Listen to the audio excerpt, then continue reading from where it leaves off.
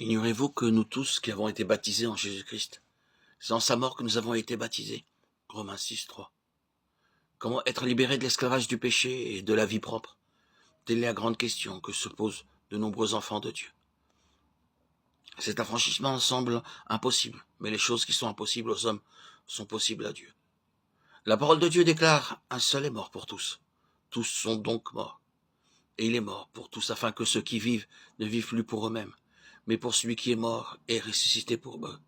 2 Corinthiens 5, 15, 14. Quand nous sommes venus à Christ pour la première fois, chargés du fardeau et de la culpabilité de nos péchés, la délivrance nous paraissait tout aussi irréalisable. Mais lorsque nous avons pris Dieu au mot et que nous nous sommes appropriés sa parole, le Saint-Esprit y a rendu témoignage et nous a prouvé qu'il avait le pouvoir d'accomplir ce qui nous paraissait impossible. Revenons à cette première étape de notre délivrance et rappelons-nous de quelle manière elle fut opérée. Nous avons été convaincus de péché. Nous avons lutté pour obtenir la paix et avons tourné nos regards sur nous-mêmes pour trouver quelque soulagement. Mais tous nos efforts ont été vains. Au seuil du désespoir, il nous a été révélé que la délivrance ne pouvait venir que d'une puissance qui soit en dehors de nous-mêmes. Enfin, nous avons porté nos regards sur Christ. Nous l'avons contemplé sur la croix du calvaire, portant nos péchés en son corps sur le bois. Nous avons cessé nos luttes, nous nous sommes reposés sur l'œuvre expiatoire accomplie et nous avons trouvé la paix par le sang de sa croix. Le Saint-Esprit a rendu ce précieux sang efficace pour notre âme et nous n'avons plus en aucune conscience de nos péchés. Hébreux 10, 2.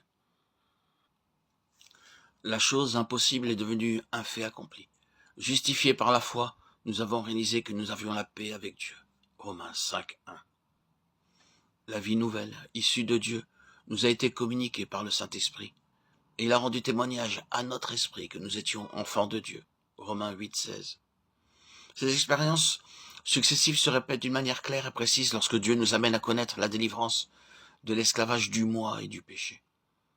L'Esprit de Dieu commence par nous convaincre de la servitude du péché et de l'exécrabilité de la vie propre. 1 Corinthiens 3, 1, 3. Nous luttons pour vaincre nos péchés et nous libérer nous-mêmes. Nous crions à Dieu. Et cependant la victoire semble de plus en plus problématique. L'ennemi nous suggère « ce n'est pas pour toi » ou « la délivrance n'existe pas ». Nous essayons de nous livrer de plus en plus à Dieu, mais nous tombons de chute en chute. Nous languissons d'accomplir la volonté de Dieu, mais plus nous nous y efforçons, plus il nous semble que nous agissons d'une manière contraire à nos désirs. L'horreur que nous inspire le péché augmente et sa puissance paraît plus grande.